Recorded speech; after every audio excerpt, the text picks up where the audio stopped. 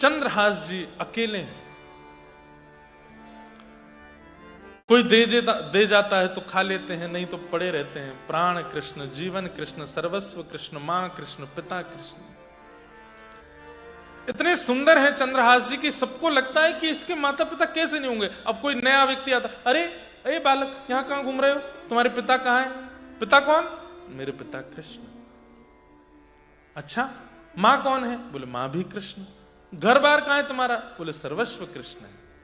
ऐसी बात बोलते तो गृहस्थी लोग तो छोड़ के चले जाते, पर कभी संत महात्मा साधु आ जाते, जब ये बात सुनते तो फिर उनको अपने झोले में से कुछ निकाल के खिला देते, थोड़ी देर अपने पास बैठा लेते, वस्त्र पहना देते, कभी अपने कमंडल से जल पिला देते, उनको करताल दे देते, बजा के कीर्तन कराते। चंद्रहास जी का ऐसा स्वरूप। जब कोई नहीं मिलता था तो प्राण कृष्ण, जीवन कृष्ण, मां कृष्ण, पिता कृष्ण ऐसा कहकर के बोलते थे। एक दिन आकाश मार्ग से श्री नारद जी महाराज जा रहे थे और तभी नारद जी ने देखा कि एक पीपल वृक्ष के नीचे छोटा सा बालक पिता कृष्ण, मां कृष्ण, जीवन कृष्ण ऐसा बोल रहा है। एक बात याद रखिएगा बंधुओं, हमारे गुरु ने हमको तिलक दिया, हमारे गुरु ने हमको मंत्र दिया, हमारे गुरु ने हमको विधि दी। अब गुरु जी तो देके चले गए, शिष्यगण क्या करते हैं, कुछ दिन उस नियम का पालन करने के बाद फिर भूल जाते हैं, फिर नहीं करते, मंत्र भी नहीं करते, तिलक भी धारण नहीं करते, नियमों का पालन भी नहीं करते। इन सब का अपराध गुरु जी को लगता है। हमको तो कभी कभी छींक आती है तो मुझे लगता है आज कोई वैष्णव बालक ने तिलक नहीं लगाया होगा। कभी कभी सिर दर्द होता है, मैंने कहा अरे भाई कौन क्या खा रहा है। लेकिन आप सब एक बात याद रखना, हर वैष्णव के घर में वैष्णवी दीक्षा होने के बाद, चतु वैष्णव संप्रदाय में दीक्षित होने के बाद, गुरु मंत्र प्राप्त होने के बाद हर घर की स्थिति को नारद जी देखने जरूर जाते हैं। ये नियम कर रहा है कि नहीं, सेवा कर रहा है कि नहीं, भाव से है कि नहीं, कुभाव तो नहीं है, अविश्वास तो नहीं है। और जब नारद जी देख लेते हैं नित्य नियम से रहता है, नित्य भाव से रहता है, सब कुछ बहुत बढ़िया, सेवा भी बहुत बढ़िया चल रही है, अपना काम भी संभाल लेता है, सेवा भी संभाल लेता है, भोग प्रसादी भी एक नंबर चल रही है, तब नारद जी ही ठाकुर जी की तरफ जाकर के उसकी फाइल लगाते हैं, इससे मिलो, बहुत अच्छा है, आपका नाम गाता है, खूब सेवा करता है, नित्य तिलक धारण करता है, नित्य इतने कठिन ऑस्ट्रेलिया देश में रहने के बाद भी आपका नाम नहीं छोड़ता है, ऐसे सुंदर सुंदर पकवान बनाता है। नारद का मतलब कौन? जिनकी बात को भगवान भी रद्द ना कर सके, वो है नारद। नारद जी ही आपकी फाइल पहुंचाते हैं, फिर ठाकुर जी मन बना के आप पर कृपा करने आते हैं। चाहे भक्तिमती मीराबाई हो, सूरदास हो, कुंभन दास हो, सबके वार्ता नारद जी ने ही ठाकुर जी से जाके कही है। इसलिए वैष्णव होने के बाद में डरा कीजिए, कोऑर्डिनेटर राउंड पर घूमते रहते हैं।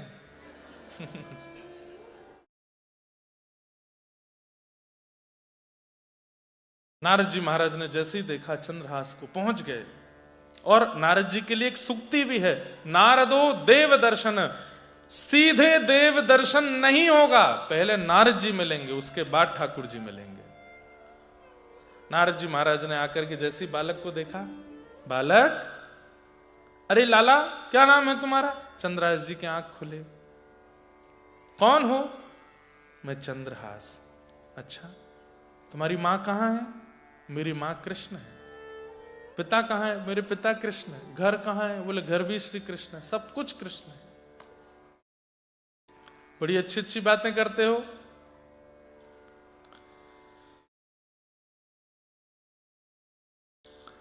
नारद जी महाराज प्रसन्न हो गए और चंद्रहास के पास बैठ करके उनके सारे लक्षणों को देख करके मन बना लिया नारद जी ने कि ये तो ठाकुर जी का परम अधिकारी है। बालक, जिन कृष्ण का तुम नाम ले रहे हो, मिलना चाहते हो उनसे? बोले हाँ मैं मिलना चाहता हूं। इधर आओ, उसके लिए थोड़ा प्रयास करना पड़ेगा। क्या? मैं मंत्र दूंगा, उस मंत्र का गान करना पड़ेगा और मैं सेवा दूंगा, ठाकुर जी की सेवा करनी पड़ेगी। और श्री नारद जी ने चंद्रहास जी को अपने समीप बुला के उनके कान में गुरु मंत्र दीक्षा दे दी। नारद जी ने चंद्रहास जी को गोपाल मंत्र दिया और गोपाल मंत्र देने के बाद में बोले अब तुम्हें सेवा भी करनी पड़ेगी ठाकुर जी की। तो सेवा क्या करें? बोले तुम जिन कंचों से खिलते हो उन कंचों को लेके आओ। कंचा जानते हैं? कंचों को लेकर के आए तो उन्हीं कंचों में छोटे से शालिग्राम भगवान थे, जिनको ये पहचानी, उनसे ही रोज खिलते थे। नारद जी ने कहा ये कंचा नहीं है, ये शालिग्राम जी इनको दो। बोले शालिग्राम ये भगवान है? बोले हाँ। ये कैसे भगवान है? पत्थर जैसे गोल मटोल भगवान। तब कथा सुनाई। बोले कि एक कन्या थी, उसने भगवान की तपस्या करके प्रार्थना की कि मैं आपको यशोदा देवकी की तरह गोद में खिलाना चाहती हूं। तो भगवान ने उसको वरदान दिया, ठीक है, कालांतर में आप गंडकी नदी बनोगी और आपकी गोद में मैं शालिग्राम बन करके आऊंगा। अभी हम कुछ महीने पहले कथा करके आए मुक्तिनाथ, वहीं गंडकी जी के भीतर से शालिग्राम जी प्रकट होते हैं। पूरी कथा सुनाई और बोले इस प्रकार ये शालिग्राम है। अब लाला जो मैंने मंत्र दिया उसका पाठ करना और नित्य इनकी सेवा करना, कृष्ण तुमको मिलेंगे, मेरा आशीर्वाद है। चंद्राज जी बोले मेरे पास घर तो है नहीं, छत तो है नहीं, ठाकुर जी को कहां विराजमान करूंगा, क्या भोग लगाऊंगा, कैसे करूंगा, सब कैसे होगा? नारद जी बोले बहुत सरल सेवा है शालिग्राम जी की। बोले क्या? दिखा के खा लो, धो के पी लो। शालिग्राम जी की सेवा कैसी है? दिखा के खा लो, कुछ भी बनाओ ठाकुर जी को दिखाओ, उसके बाद उसको पालो। और धो के पी लो मतलब उनका अभिषेक करके जो उनका चरणामृत उसका पान कर लो, बस इतनी सेवा है, इससे ज्यादा कुछ। और हो सके चंदन घिस के एक टीका लगा दो, बस तुलसी पधरा दो, इससे अधिक सेवा नहीं। पर हाँ, करने वाले यज्ञोपवीत धारण करने वाले होने चाहिए, शिखा होनी चाहिए, गायत्री करने वाले हों। बाकी सेवा में और ज्यादा विधान नहीं, करने वाला योग्य होना चाहिए बस। बोले मैं इनको कैसे करूंगा, क्या करूंगा, मेरे पास घर तो है नहीं, कुछ भी व्यवस्था नहीं है, मैं कैसे करूंगा इनकी सेवा? नारद जी बोले मेरा काम तुमको मंत्र देना और सेवा देना था, अब करोगे कैसे ये तुम जानो। आपने क्या कहा? दिखा के खा लूं और धो के पी लूं। बोले हाँ। सोई चंद्रहास ने छोटे से शालिग्राम जी मुंह में रख लिए और अपने साइड वाले गाल में रख करके बोले अब हो जाएगा, जो भी पीऊंगा धुल करके पेट में जाएगा, जो भी खाऊंगा दिख करके पेट में जाएगा। नारद जी महाराज सिर पकड़ के बोले हे भगवान, कैसा शालिग्राम जी खा गया? लेकिन नारद जी को इतना प्रेम उमड़ा चंद्रहास पर, इतनी दया आ गई, अधिकार दे दिया। बोले ठीक है, लेकिन रोज रोज नहीं, जब कहीं जाओ लगे कि पीछे से कोई ले ना जाए तो रख लिया करो। तो चंद्रहास जी अपने मुंह में शालिग्राम जी रखते थे। कई बार ना बहुत भोले लोग जो होते हैं, बहुत सीधे भक्त जो होते हैं, बहुत भोंदू जो होते हैं, उनके लिए बहुत नियम नहीं बनाते ठाकुर जी। ये नियम तो मेरे और आप जैसे चतुर शिरोमणियों के लिए होते हैं, जो भयंकर चतुर हैं, धन कमाने में पीछे नहीं, कुछ खाने में पीछे नहीं, किसी के साथ छल कपट करने में पीछे नहीं। उनके लिए सारे नियम बनाते हैं ठाकुर जी। सुबह 4 बजे सेवा करोगे तो ही तुमको फल मिलेगा, पवित्र रहोगे तो ही तुमको फल मिलेगा, ऐसे करोगे तो ही लेकिन जो बहुत सीधे होते हैं, सरल होते हैं, बिल्कुल भोंदू होते हैं, जिनको छल कपट आता ही नहीं है, झूठ बोलते ही नहीं है, ऐसे लोगों की ना सामान्य सी सेवा में भी ठाकुर जी कहते हैं कोई नियम नहीं है तुम्हारे। कर्माबाई के लिए बोल दे तू बिना नहाए धोए ही खिचड़ी बना, मैं आऊंगा खाने। और हमारे लिए पहले चूल्हा का पूजन करो, पात्र का पूजन करो, सामग्रियों का पूजन करो, सब में प्रणाम करो, फिर उसके बाद में उसको गोपाल मंत्र से अभिमंत्रित करो, उसमें तुलसी पधराओ, पधरा करके ठाकुर त्वदीयम वस्तु गोविंद तुभ्यमेव समर्पयेत् ग्रहण मुखो प्रसीद परमेश्वर। उसके बाद भी ठाकुर जी केवल दर्शन करते हैं, पाते नहीं है, दृष्टि भोग लगाते हैं। कर्मा भाई उसके यहां जाके ठाकुर जी हाथ पसार के कहते जल्दी कर मां, जल्दी दे मां। महाप्रभु जगन्नाथ आज भी कर्मा की खिचड़ी प्रसिद्ध है वहां पर।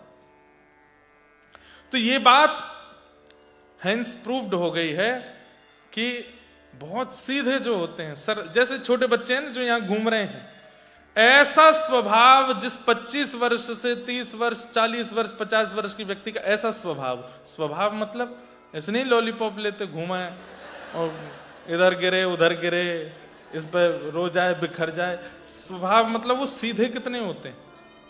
छोटा बच्चा जोर से गिर जाता है, बहुत जोर से लग जाती, लाल पड़ जाता है मुंह, तभी माँ क्या कहती है, झुंझुना लेके, देख देख देख, अरे देखो कुछ नहीं हुआ, कुछ नहीं हुआ, पिट्टी कर दी, पिट्टी हो गई, हाँ इसने मारा, जमीन ने मारा, ले पीट दिया। वो बालक खुश हो जाता, हाँ मारा इसने, अपना दर्द भूल जाता है, झुंझुना पे दर्द भूल जाता है, टॉफी पे दर्द भूल जाता है। झूठ बोल दो कल मेला में लेके जाएंगे तो सो जाता है। अच्छा आपको चॉकलेट खानी है, बोला हाँ जल्दी से दवाई खा लो फिर देंगे। दवाई खा लेता है बेचारा, फिर चॉकलेट के लिए रोता रहता है, माँ देती नहीं। झूठ बोल दो, मतलब उसका स्वभाव कैसा है, सहजता में प्रसन्न होना, सब पर विश्वास कर लेना, अपनी बुद्धि विवेक से ज्यादा चतुराई ना रखना, सब में गुण देखना, सब अच्छे हैं संसार में, कोई बुरा नहीं है। जब बालक छोटा होता है तो कभी किसी दीनहीन को देखता है तो कह देता है माँ ये ऐसे क्यों है, इसको कुछ खाने को दे दो, इसको कुछ पीने को दो। वही बालक जब 22-23 का हो जाता किसी पे दया नहीं आती उसको। फिर मतलब जिनके स्वभाव में बालवत प्रीति है उनके लिए कोई नियम नहीं है संसार में, वो कुछ भी कर सकते हैं। पर मेरे आप जैसे चतुर जब हो जाते हैं तो ठाकुर जी फिर नियमों में ही हमको देखते हैं। नियम करेगा तो मैं मिलूंगा, नहीं तो नहीं मिलूंगा। चंद्राज जी मुंह में रखते हैं शालिग्राम जी को। अब कंचों का ही एक सुंदर सिंहासन बना लिया, उस पर ठाकुर जी को रखते हैं। कभी वहीं घरों में चले जाते हैं, बोले मुझे 2 रोटी दे दीजिए, मैं अपने लिए नहीं मांग रहा हूं, अपने ठाकुर जी के लिए मांग रहा हूं। तो घर की माताएं बोलती कहां है तेरे ठाकुर जी, लेके जाते छोटे से शालिग्राम भगवान। बोले कुछ दिन तक पहले तक तो इनसे खेलता था, अभी तेरे भगवान हो गए। बोले मेरे को नहीं पता था, गुरुदेव ने मेरे नेत्र खोल दिए। आप रोटी दे दो, मैं भोग लगा के आपको ही दे जाऊंगा, मैं नहीं पाऊंगा। रोटी दे देते तो ठाकुर जी का भोग लगा के वापस उनके घर में करने जाते, बोले आपका भोग लग गया, आप लोग पा लेना। वो दया करके कहते अरे अब तू ले जा, 2 रोटी तो हैं, तू खा लेना। ऐसे चंद्रहास जी जीते हैं। बच्चे कभी आ जाते हैं तो खेलते हैं, कीर्तन खेलते हैं, कीर्तन करते हैं।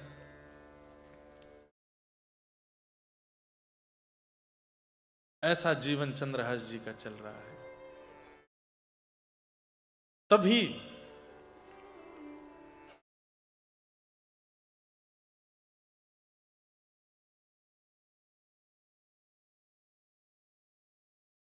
गालव ऋषि का उस क्षेत्र में आना हुआ, जिनकी नाम से ग्वालियर नाम पड़ा है एक शहर का।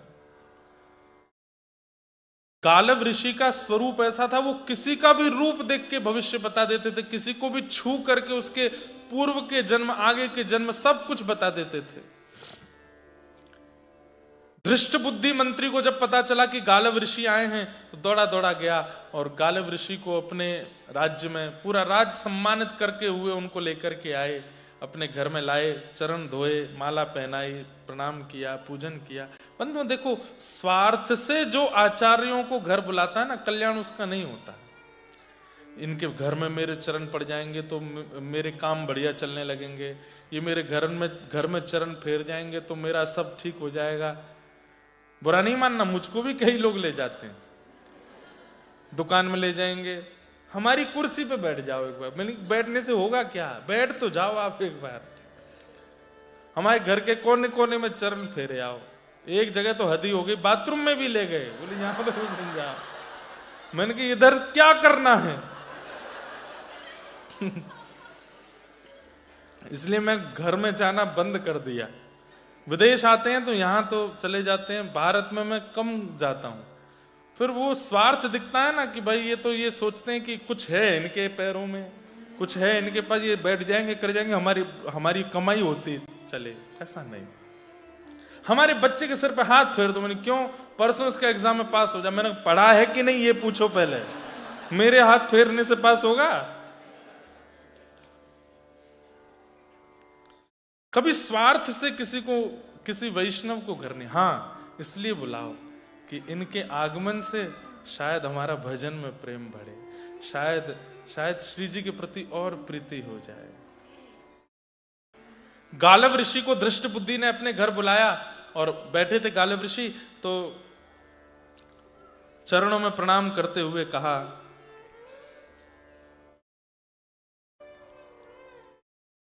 महाराज मेरे परिवार पर थोड़ी दृष्टि डाल के बताइए ना, सब ठीक है कि नहीं।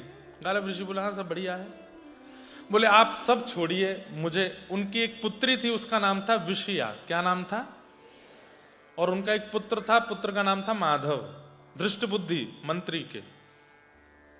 बोले मुझे मेरी चिंता नहीं है, मेरे पुत्र की चिंता भी नहीं है, पर मेरी बेटी अब बड़ी होती जा रही है, इसके बारे में बता दीजिए कि बस इसका भविष्य कैसा होगा, इसका पति कैसा होगा, सब चीज थोड़ा बता दीजिए, बस मैं उसकी चिंता से मुक्त हो जाऊं। पिता की एक ही चिंता रहती है, बेटी का सब मंगल रहे। तो गालव ऋषि ने बुलाया और विषया को सामने बुला करके बैठे, उसको देखा, देख करके बोला, बहुत उत्तम भविष्य है तुम्हारी बेटी का। बोले अच्छा, ब्याह कैसे होगा? बोले कि परम सुंदर, इतना सुंदर होगा जिससे इनका ब्याह होगा कि उसको देखते बनेगा। विवाह में इनको कम, उसको ज्यादा देखेंगे सब लोग। बहुत सुंदर होगा। और क्या गुण होगा? सरल, सहज और योग्य गुण वाला होगा। और तीसरा, इसी कुंतलपुर का वो राजा बनेगा। ये सुनकर के तो धृष्ट बुद्धि नाचने लगा। मैं जिस नगर का मंत्री हूं, उस नगर का भावी राजा मेरी बेटी से ब्याह करेगा। अरे महाराज, गालव ऋषि के चरण में पड़ गया, चंदन लगावे, कभी दक्षिणा लाके देवे, सोने के आभूषण पहनावे। वाह महाराज जी, आपने तो कृपा, मतलब मेरी पुत्री कुंतलपुर की महारानी होगी। बोला हाँ, ये राजा से ब्याह करेगी। दृष्ट बुद्धि की पत्नी बैठी थी, बोले कि महाराज जी, संसार में सब में गुण ही नहीं होते, अवगुण भी होते हैं, कुछ अवगुण भी बता दीजिए। तब गालव ऋषि कहते हैं, तुम्हारे जो जमाई होंगे, मतलब तुम्हारी बेटी जिनसे ब्याह करेगी, उससे तुम्हारी बिल्कुल नहीं बनेगी। मतलब दृष्ट बुद्धि, तुम अपने होने वाले दामाद को बिल्कुल पसंद नहीं करोगे, और वो तो तुम्हारे प्रति फिर भी भाव रखे, पर तुमको वो बिल्कुल प्रिय नहीं। तो दृष्ट बुद्धि बोले, ऐसा कैसे हो सकता है? मैं कुंतलपुर का मंत्री हूं, मैं जिस राजा के सदैव अधीन रहता हूं, उस राज पदवी पर अगर मेरे दामाद बैठे तो मैं उनसे बैर कैसे कर सकता हूं? बोले तुम्हारे दामाद से बनेगी नहीं। दूसरी बात, तुम्हारी बेटी के विवाह में एक अड़चन आएगी, और वो अड़चन तुम ही होगे। तुम ही नहीं होने दोगे ब्याह। पूरे प्रयास करोगे, एड़ी से चोटी तक जितनी ताकत लगा सकोगे अपनी बेटी के ब्याह को रोकने की, सब करोगे तुम। अब परिवार के सब लोग दृष्ट बुद्धि को देखें। दृष्ट बुद्धि बोले, मुझे तो समझ ही नहीं आ रहा है, ये आप कैसी बात कर रहे हैं? गुण और अवगुण का मेल ही नहीं हो रहा है। आपने जो गुण बताए वो अवगुणों से मिल नहीं रहे हैं।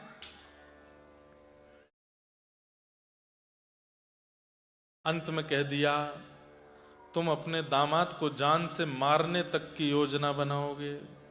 ये सुनते ही उनकी बेटी विषया तो रोने लगी, पिताजी आप ऐसा करोगे? दृष्ट बुद्धि बोले, मैं तो समझ ही नहीं पा रहा हूं ये हो क्या रहा है। हे महाराज, बोले समय आएगा तो मेरी वाणी असत्य नहीं होगी, मैं जो बोल रहा हूं ये होगा होगा होगा। दृष्ट बुद्धि बोले, आपको आगे भी जाना था ना, चलें? आज्ञा। गालव ऋषि उठ करके आगे निकले। जैसे ही महल से बाहर निकले, तभी क्या देखते हैं, चंद्रहास जी वहीं खेल रहे हैं। और चंद्रहास जी के रूप को देखते ही गालव ऋषि वहीं स्तब्ध हो गए। दृष्ट बुद्धि बोले, चले महाराज? कुछ नहीं उत्तर दे रहे हैं, बस अपलक नेत्रों से चंद्रहास को देख रहे हैं। बंधुओं, एक बात कहूं, वैष्णव के रूप में सौंदर्य भले ही कम हो, पर आकर्षण पूर्ण होता है।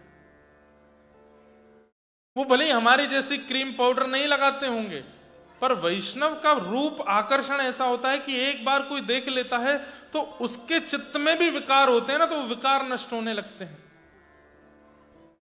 मीराबाई बहुत सुंदर थी, पर जब मीराबाई कीर्तन करती थी, नृत्य करती थी, तो कई कृष्ण भक्त, कई भावुक लोग आकर के मीराबाई का नृत्य गान देखते थे। लेकिन कई लोग कामी लोग भी वहां आकर के बाईसा को देखने का प्रयास करते थे। कहते हैं कि वो जब आते थे तो काम लेके आते थे, लेकिन बाईसा को थिरकता देख के काम नष्ट हो जाता था उनका। उनकी सुंदरता को देख करके पवित्र हो जाते थे, नेत्रों से आंसू बहाने लगते थे, चरणों में गिर जाते थे। हम तो बड़े दुर्भाव लेकर के आए थे, पर आपका रूप देख करके सब नष्ट हो गया। कृष्ण भजन, कृष्ण भक्ति यदि चित्त में होगी तो आपको देख के, आपसे मिलके, आपसे बात करके सामने वाले के चित्त में संसार का भाव आएगा ही नहीं, ठाकुर जी का ही भाव आएगा। गालव ऋषि बोले, दृष्टबुद्धि बोले, महाराज क्या देख रहे हैं? बोले ये बालक कौन है? तो दृष्टबुद्धि तो जानते ही नहीं, मंत्री कहां जाने कौन दासी पुत्र क्या। बोले पता नहीं महाराज कौन है, ऐसे घूमता रहता। तो दृष्टबुद्धि का बेटा माधव आया, पिताजी भूल गए ये बालक कौन है? बोले कौन? अरे केरल देश की एक दासी आई थी हमारे घर में, बचपन में काम करती थी, जब ये बहुत छोटा था उसके प्राण चले गए थे। हाँ हाँ हाँ हाँ, एक दासी आई थी। बोले हाँ ये उसी का ही बेटा है, दासी पुत्र है। महाराज दासी पुत्र है, कोई विशेष बात? गालव ऋषि हंस करके बोले एक दिन कुंतलपुर का राजा बनेगा ये।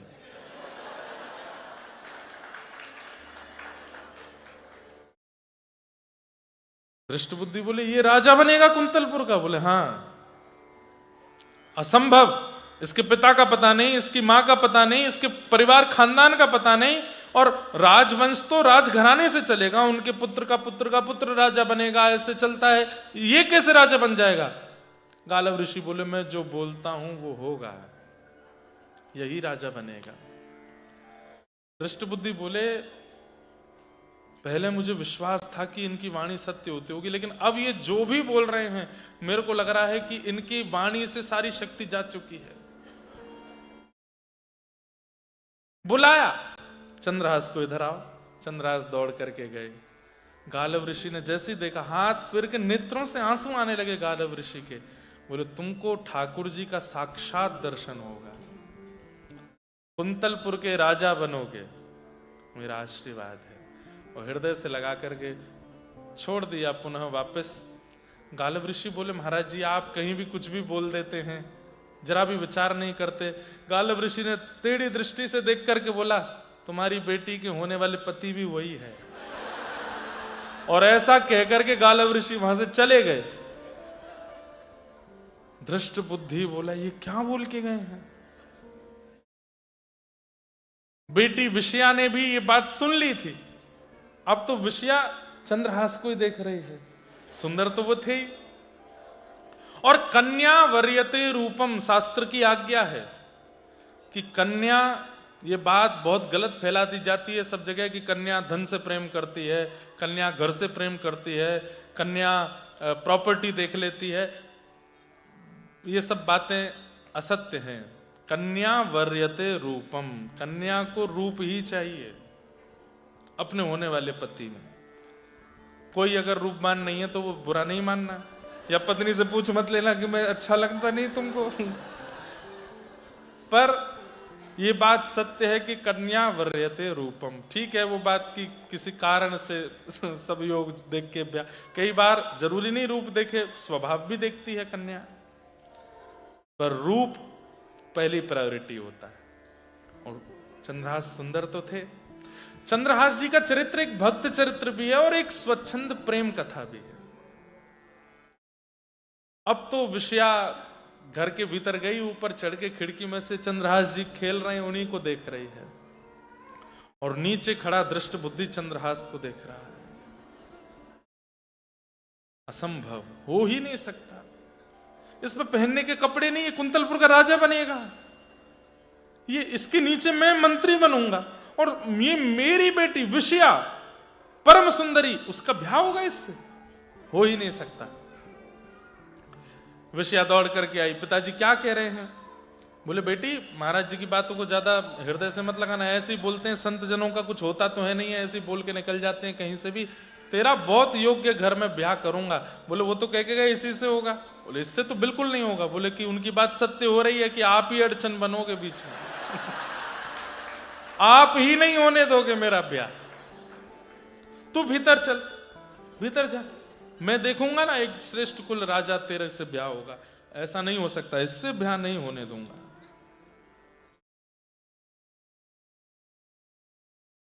चंद्रहास जी अपने ठाकुर जी की सेवा करते हैं और खूब प्रेम से बस भजन करते हैं, पूरे नगर के लोगों को संकीर्तन कराते हैं, खूब आनंद में नाचते हैं, गाते हैं।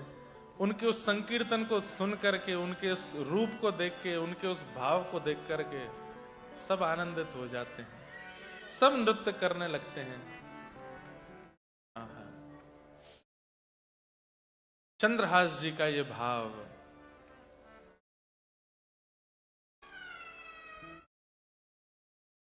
अरे ऐसो हाँ ऐसो, सब जगह जाकर के चंद्रहास जी मानो यही गाते हैं, अरे ऐसो चटक मटक सो ठाकुर, तीनों लोकन हूँ मैं ना, ऐसो चटक मटक सो ठाकुर, तीनों लोकन हूँ मैं ना, लोकन हूँ मैं नाय, तीनों लोकन हूँ मैं नाय, हाँ लोकन हूँ मैं नाय, तीनों लोकन हूँ मैं नाय, अरे हाँ लोकन हूँ मैं नाय, तीनों लोकन हूँ मैं नाय, हाँ लोकन हूँ मैं नाय, तीनों लोकन हूँ मैं नाय। अरे ऐसो हो ऐसो हो ऐसो चटक मटक सो ठाकुर, तीनों लोकन हूँ मैं ना, ओ ऐसो चटक मटक सो ठाकुर, तीनों लोकन हूँ। श्री वृंदावन बिहारी लाल की, करताल बजा के गाओ।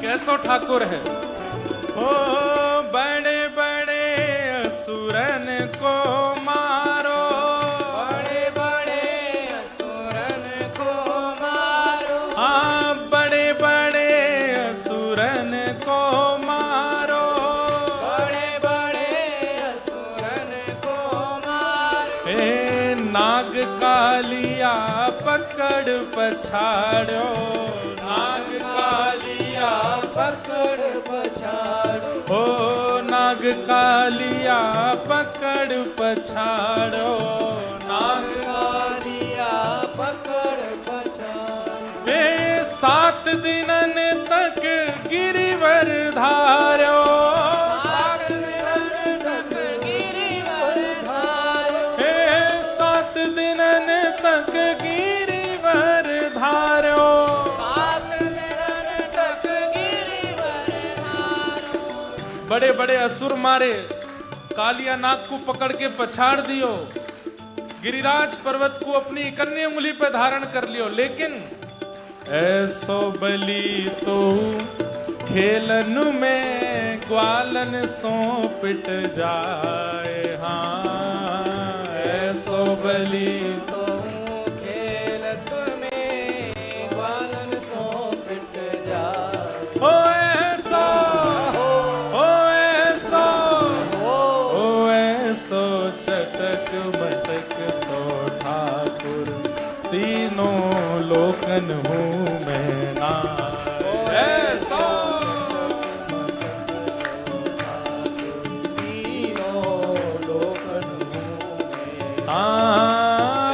ऐसो चटक मटक सो ठाकुर तीनों लोकन हूँ मैं नाय। ऐसो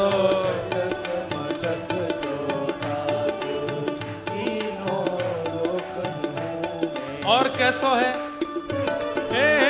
रूप छबीलो है ब्रज सुंदर रूप छबीलो है ब्रज सुंदर रूप छबीलो है ब्रज सुंदर रूप छबीलो है ब्रज सुंदर बिना बुलाए डोले घर घर बिना बुलाए डोले घर घर बिना बुलाए डोले घर घर बिना बुलाए डोले घर घर प्रेमी व्रज गोपिन को चाकर प्रेमी ब्रज गोपिन को ओ प्रेमी व्रज गोपिन को चाकर प्रेमी ब्रज गोपिन को चाकर ऐसो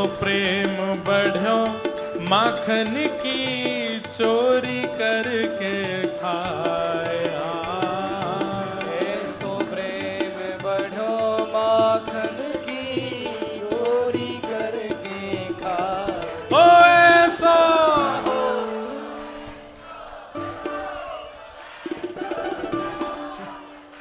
ये आगे वाले इतने उत्साह में, पीछे वाले तो ऐसे बैठे जैसे कथा के बाद वालों भोजन करवे आए हैं बस। अरे भैया 2 दिना के काजन एक प्रेम थे भाव थे, उल्टे सीधे गाने आपके ऑस्ट्रेलिया में बसते, उसमें तो ऐसे थिरक के नृत्य करते हो।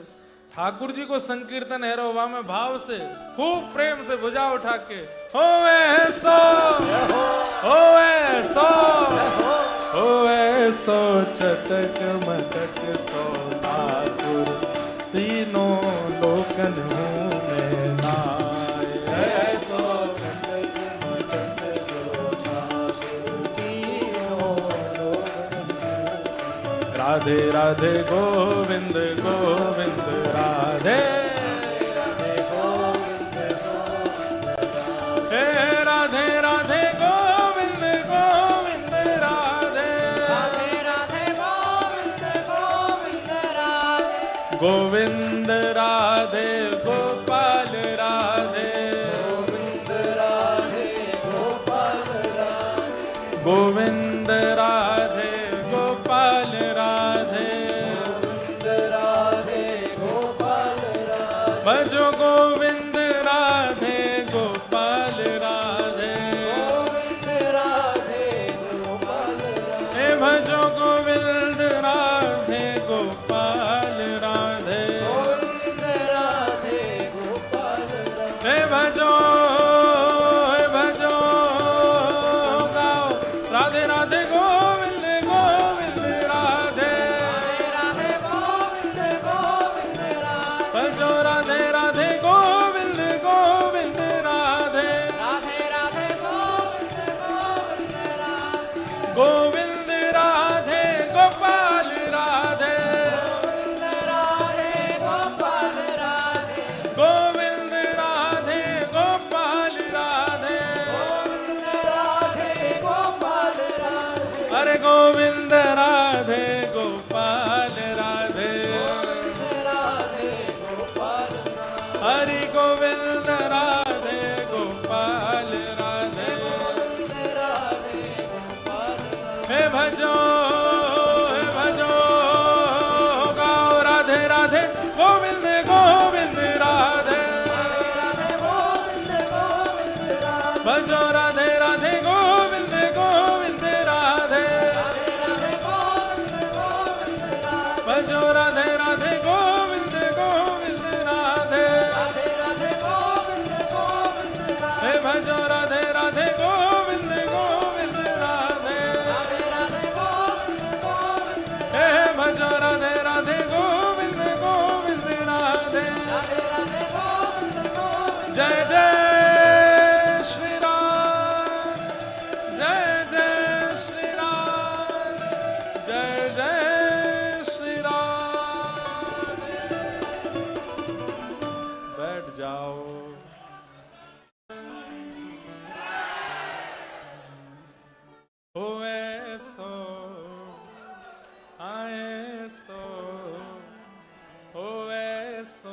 चटक मटक सो ठाकुर, तीनों लोकन हूँ मैं नाए सो चटक मटक सो ठाकुर, तीनों लोकन हूँ मैं नाए।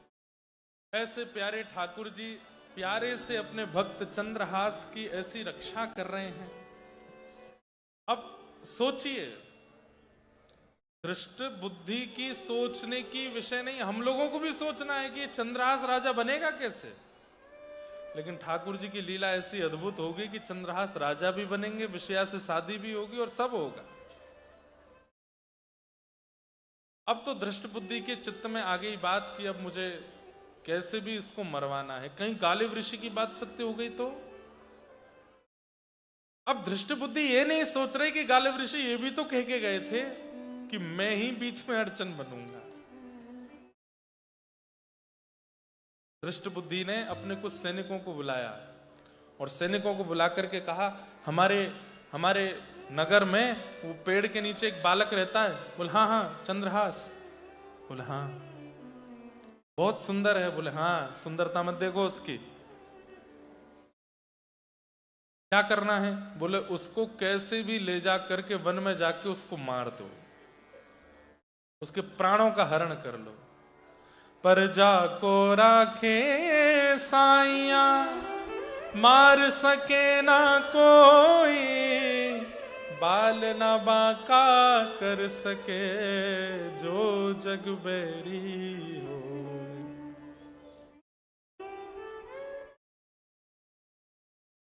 सैनिकों को कहा तो सैनिक बोले ये काम सरकारी है या गैर सरकारी। तो दृष्ट बुद्धि बोले गैर सरकारी काम है, किसी को पता नहीं चलना चाहिए कि तुमने उस बालक को मारा।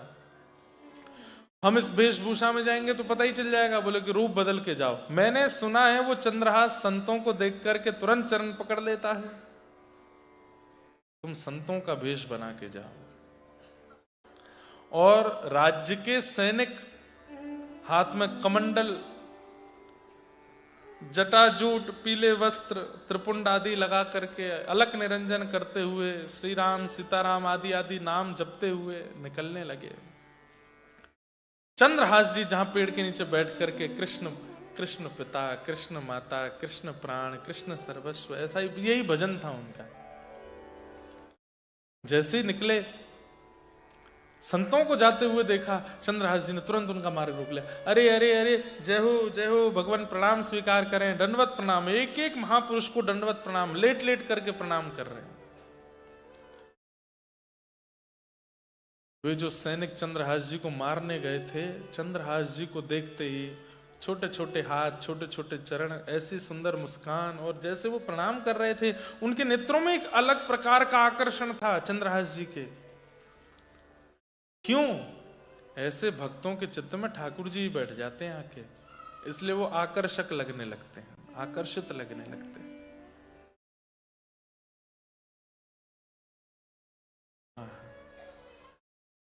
मुस्कुराते हैं तो जी उठते हैं मरने वाले।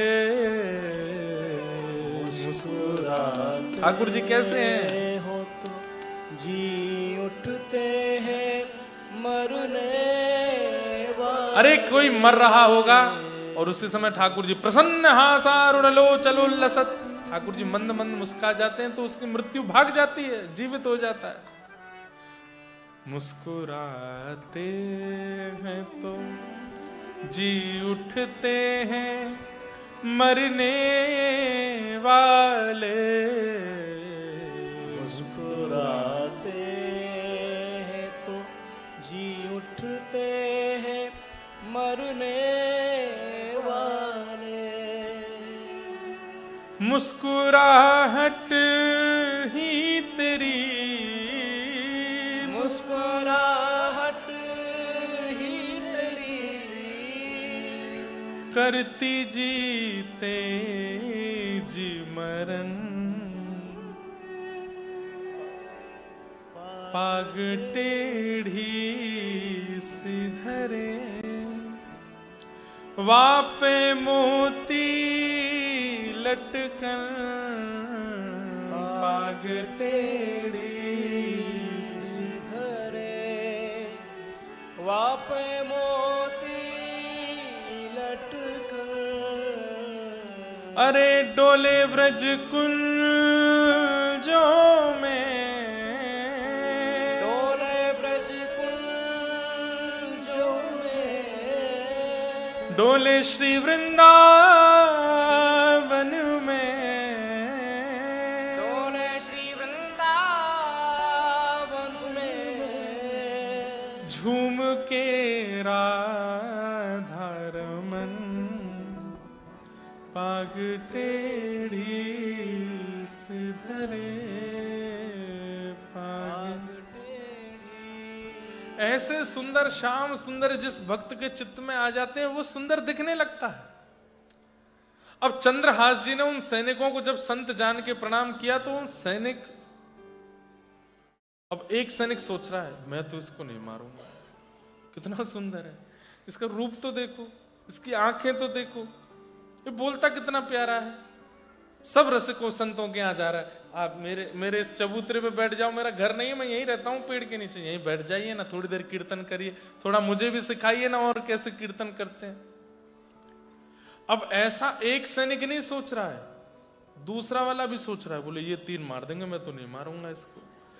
तीसरा कह रहा है मैं नहीं मारूंगा, ये 3 मार देंगे। तीनों चारों यही सोच रहे हैं, लेकिन नहीं मारेंगे तो फिर वो मंत्री हमको दृष्ट बुद्धि मार देगा, क्या करें। बोले अरे इसके लोभ में मत आओ, रूप पे मत जाओ, लेके चलो इसको। चारों उसको लेकर के बोले अच्छा तुम एक काम करो लाला, हमारे आश्रम चलो, आश्रम चल के कीर्तन करेंगे।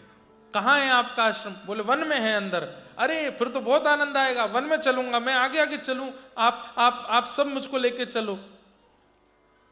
नाचते गाते हुए जा रहे हैं, खूब आनंद और प्रेम, बीच बीच में रोने लगते हैं, मेरा कोई नहीं है ऐसा पूरी दुनिया कहती है, लेकिन देखो ना ठाकुर जी बीच बीच में रसिकों को भेज देते हैं, संतों को भेज देते, यही मेरा परिवार है। अब ये सब बातें उससे सुनकर के वो सैनिकों का हृदय पिघल रहा है। अच्छा एक बात, सैनिकों के पीछे तो और भी, इन्होंने तो बहुत लोगों को मारा, वो भी इनके आगे ऐसी बातें करते होंगे, तब तो इनका हृदय पिघला नहीं। आज क्यों पिघल रहा है? क्योंकि एक वैष्णव बोल रहा है।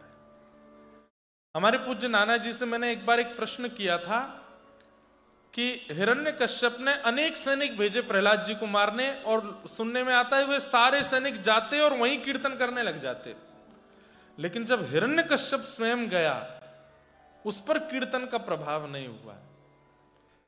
क्यों? तो हमारे नाना जी बोले लाला, स्विच बोर्ड में प्लग लगाओ तो तार में करंट आता है, अब उस करंट से स्पीकर जोड़ दो तो उसमें आवाज आने लगेगी, लाइट जोड़ दो तो प्रकाश हो जाएगा, पंखा जोड़ दो तो पंखा चल जाएगा, एसी जोड़ दो तो एसी चल जाएगा। लेकिन किसी फ्यूज बल्ब को कितना भी जोड़ो, जलेगा? नहीं जलेगा। बोले जो बल्ब पहले से फ्यूज है उस पर कितना भी करंट देते रहो, वो जलेगा? नहीं जलेगा। इसका मतलब किसी वैष्णव के संपर्क में आकर के आपके चित्त में वैष्णवता आ रही है तो समझ जाना कि आप फ्यूज नहीं हो। लेकिन अनेक वैष्णवों का संग करने के बाद भी, कथा सुनने के बाद भी, वृंदावन जाने के बाद भी, आचार्यों का दर्शन करने के बाद भी ये ऑस्ट्रेलिया के मैटेरियलिस्टिक वर्ल्ड में ज्यादा रुचि हो रही है तो समझो फ्यूज ही हो, अभी भी नहीं जले।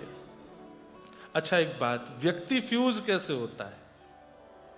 वैष्णव अपराध, जब किसी भक्त का अपमान करता है, जब किसी भक्त का अपराध कर देता है तो भक्ति का करंट खूब लगा दो उसको, वो जलेगा ही नहीं। क्यों? अपराध किए बैठा है, मनसा वाचा कर्मणा वैष्णवों का निंदा की है, वैष्णवों का अपराध किया है, इसी के कारण फ्यूज हो गया है। कई लोग हैं बहुत कथा सुनते हैं लेकिन कोई फर्क नहीं पड़ता उन पर, क्यों? फ्यूज बैठे। इसलिए ये 2 दिन की कथा के बाद तीसरे दिन पूछना फ्यूज तो नहीं हूं मैं? क्यों? मंडे आवे ट्यूसडे आवे तो भी कथा की याद आ रही, कितना सुंदर चरित्र चंद्रहास जी का, कितना बढ़िया। और फिर मन हो अब कहाँ है कथा महाराज जी की, बोले अब सिडनी गए हैं, और चलो यार सिडनी चल रहे हैं, वहां कथा सुनेंगे बढ़िया प्रेम से जाके। अगर मन बन जाए कि नहीं सिडनी जाना है, घूमने की भावना से नहीं, कथा सुनने की भावना से, और दौड़ दाड़ के पहुंच गए महाराज, तो समझो तुम फ्यूज नहीं हो। करंट तो लगा है, थोड़े तो जले हो। अच्छा हम लोग पता कैसे हैं, ये वाले बल्ब नहीं है हम, ये तो मीराबाई सूरदास हैं कि करंट आया जले ही रहे हैं। हम वो वाले, वो पीछे देखो, वो पीछे लग रहे हैं ना, लुप लुप लुप लुप कर रहे, ये वाले हैं हम। करंट तो उनमें भी जा रहा है, पर यही स्थिति है हमारी, जलना बुझना चलना। कभी तो खूब तेज तेज चलते हैं, वो कभी धीरे धीरे चलेंगे। लेकिन ठीक है, ठाकुर जी के संसार रूपी पृथ्वी की सुंदरता, कई बार सुंदर बनाना होता है घर को, तो यही वाली लाइट लगाई जाती है, ये भी लगाई जाती, वो भी तो वो सूरदास, कुम्भनदास, मीराबाई आदि आदि, ये सब संसार में ऐसे बल्ब हैं जिनसे संसार प्रकाशित हो रहा है। पर हम आप सब भी इन लड़ियों की तरह लगे हैं, टिम टिम टिम टिम टिम टिम कर रहे थोड़ी सी। उन सैनिकों के मन में आया हम कैसे मारें। अब जैसे ही उसको वन में ले गए, चंद्रहास जी तो खूब नाच रहे गा रहे थे, चारों सैनिकों ने कहा अरे ये लोभ, ये मोह क्यों हो रहा है इसके प्रति, निकालो अपना असली रूप धारण करो। और सब ने अपने कमंडल आदि सब फेंक करके और बिल्कुल विकराल रूप में आके तलवार निकाल ली, धक्का दिया जोर से, चंद्रहास जी गिरे, उठ करके पीछे देखा, घबरा गए। आप सब ऐसे क्यों हो गए, आपके वस्त्र कहां गए, गले की माला, कमंडल आदि सब कहां चला गया। हे महापुरुष, आप सब तो अपने आश्रम ले जा रहे थे, ये आपके हाथों में तलवारें क्यों हैं, हम तुझे मारने आए हैं। चंद्रहास जी बोले पर क्यों, मैंने तो कुछ भी नहीं किया, आप मुझे क्यों मार रहे हैं। मैंने किसी की यहां रोटी नहीं खाई, मैंने किसी के वस्त्र नहीं चुराए, ऐसा मैंने क्या कर दिया जो आप मुझे मारने आए हैं। बोले हमें नहीं पता तूने क्या किया, पर तुझे मारना है। चंद्रहास जी बोले अब तो मैं बच भी नहीं पाऊंगा, कोई भी नहीं है, मेरे तो परिवार भी नहीं है, मेरे तो केवल कृष्ण है, प्राण कृष्ण है, जीवन कृष्ण है, पिता कृष्ण, मां कृष्ण है, कम से कम इतना कर दीजिए। बोले क्या, मेरे माता पिता जो कृष्ण है, एक बार मैं उनको देख लूं, एक बार मुझे उनका दर्शन हो जाए, उसके बाद मैं खुद आ जाऊंगा आपके पास, आप मुझे मार देना। एक हमारे भारतीय संगीत में कभी कभी एक पंक्ति गाई जाती है, कागा सब तन खाइयो, मेरो चुन चुन खइयो मांस, पर दो नैना मत खाइयो, मोहे पिया मिलन की आस। अरे कागा, तू मेरा सारा तन खा लेना, बस मेरे नेत्र मत खाना। क्यों, अभी तक श्याम सुंदर दिखे नहीं है, एक बार वो दिख जाए उसके बाद इन नेत्रों को भी ले जाना। वही हाल मानो चंद्रहास उन सैनिकों से कह रहे हैं, मैं खुद आ जाऊंगा अपने आप को मरवाने, एक बार बस मैं ठाकुर जी का दर्शन कर लूं, एक बार मेरे पिता मेरी मां जो कृष्ण है वो मुझे दिख जाए, बस मैं सौगंध खा के कहता हूं मैं भागूंगा नहीं, मैं खुद आ जाऊंगा आपके पास। कब मिलेंगे वो कृष्ण, बोले ये नहीं पता कब मिलेंगे, पर जब मिलेंगे उसके बाद मैं आ जाऊंगा। उसकी बातें सुनकर के वो सब सैनिक आपस में एक दूसरे पे बोले, ए भाई एक काम कर, मैं तो नहीं मार पा रहा, तुम 3 मार दो। तो दूसरा बोला, ए मैं भी नहीं मार पा रहा, मेरे तो वैसे ही बहुत दया आ रही है चित्त में, तुम दोनों मार दो। वो दोनों बोले, अरे हम तो वैसे ही पहले ही तलवार उलवार छोड़ने के चक्कर में थे, हमसे नहीं मरेगा ये। बोले तो हम चारों के मन में दया आ रही है। बोले हाँ। बोले हम नहीं मारना चाहते तुमको, लेकिन यदि नहीं मारा तो मंत्री हमको मार देगा, और उसने कहा था कि मार के कुछ अवशेष लेके आना जिससे पता चले कि मर गया।